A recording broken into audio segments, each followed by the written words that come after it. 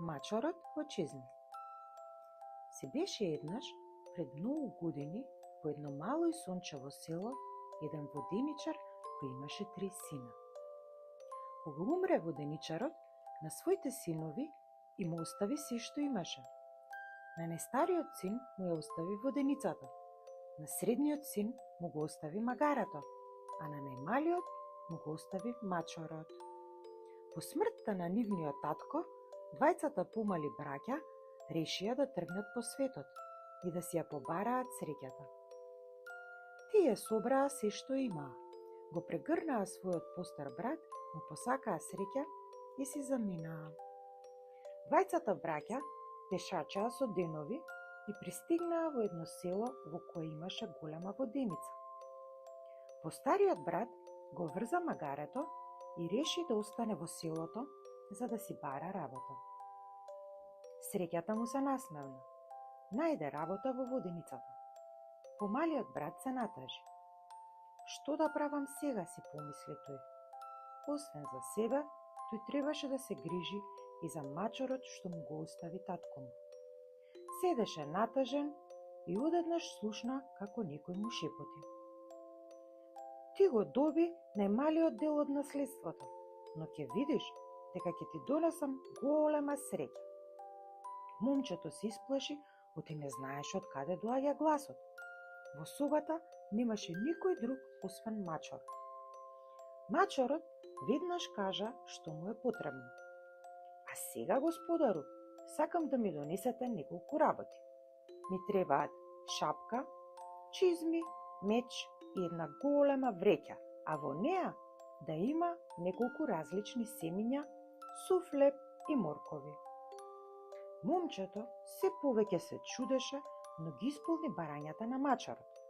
Мачорот се облече, ја стави вреќата нарамо, го поздрави својот господар и замина во шумата.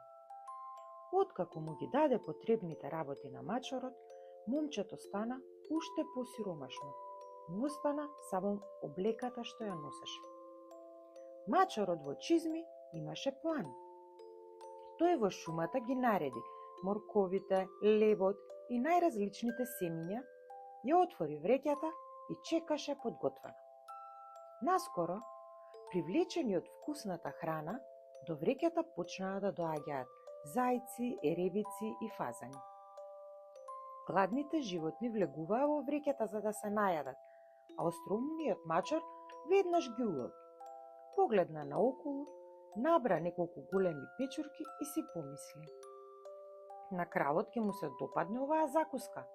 Така тој веднаш се упати кон палатата на алчниот крал.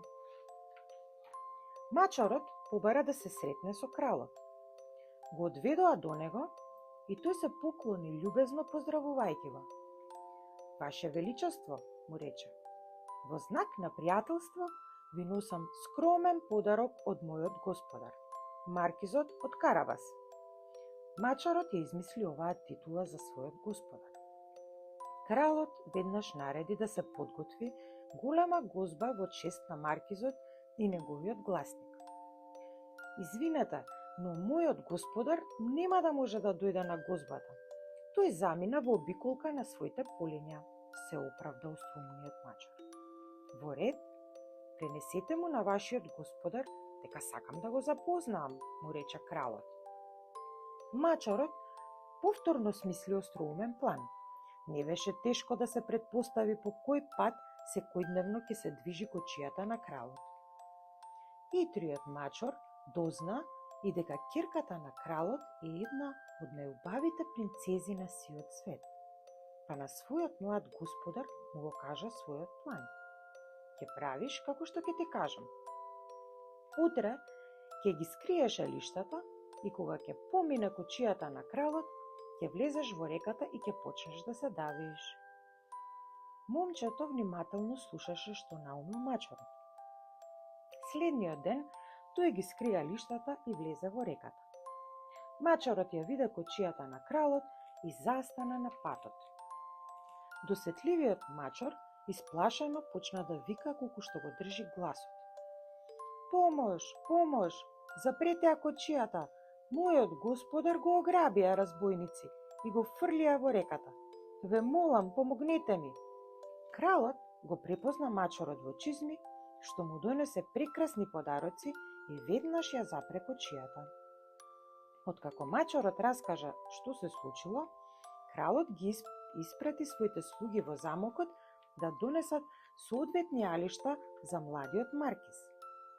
Така момчето доби облека што му прилега на еден маркиз за да може мачорот да го представи пред кралот и убавата принцеза. Кралот веднаш ги покани обајцата во својата кочија. Беше среќен што му помогнал токму на богатиот маркиз од Каравас. Во меѓувреме, мачорот убаво го разгледа кралството и откри дека дел од нивите на кои работат целаните му припаѓаат на лошиот џин. Остроумно продолжи со својот план господарот да го направи богат и среќен.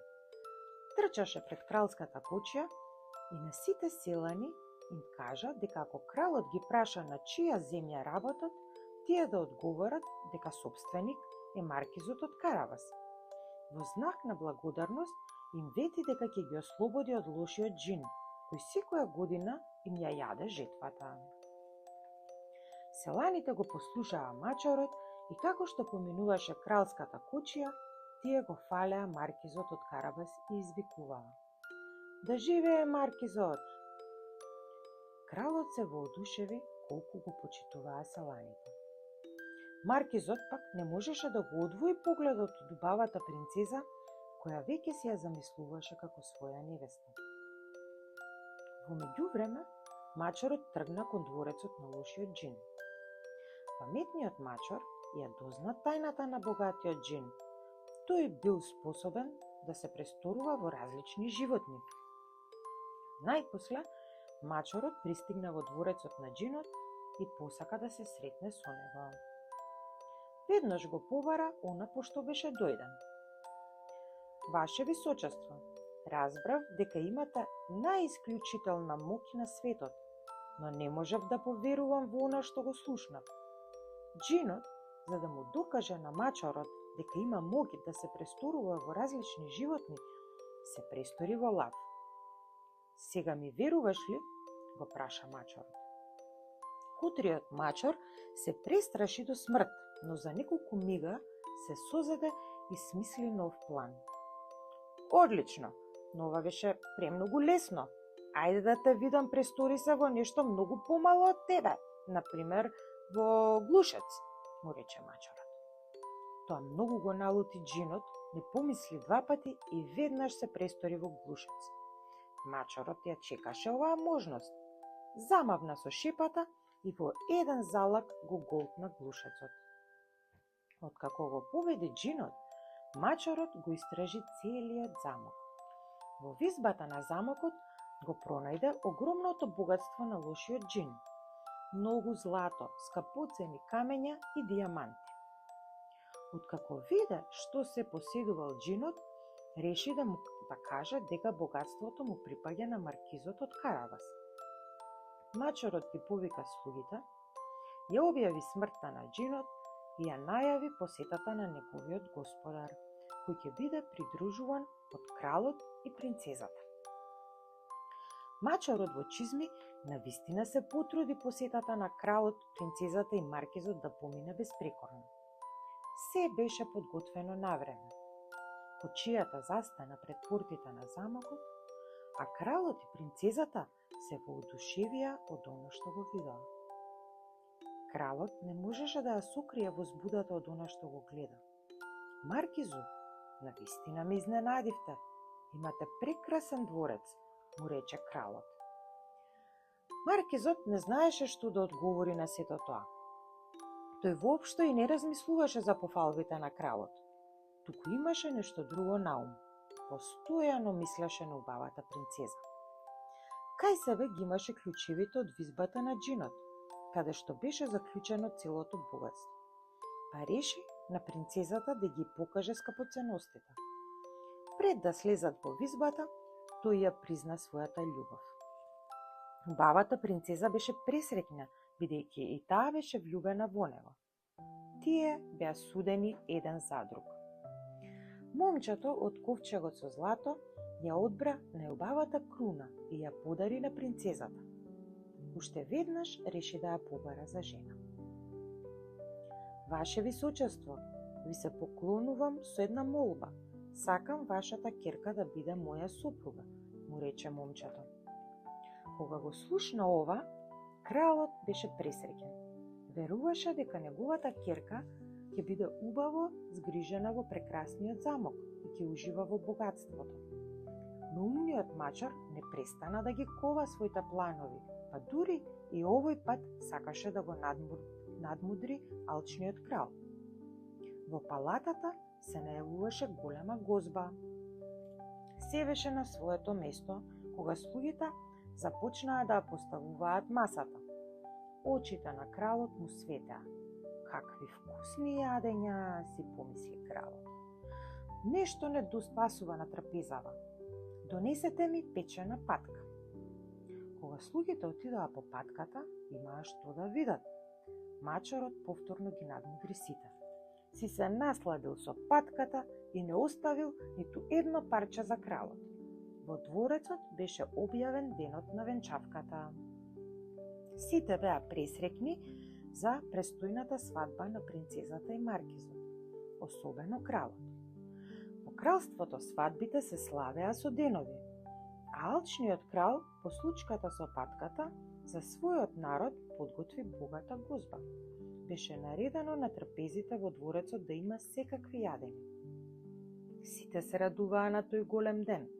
Во целото кралство дотогаш немало таква венчавка на која имало се и сешто. Прославата траеше цела недела. И така, маркизот и принцезата се живееа среќно до крајот на животот, а кралот ги канеше на богати гозби. Што се случи со мачарот во чизми?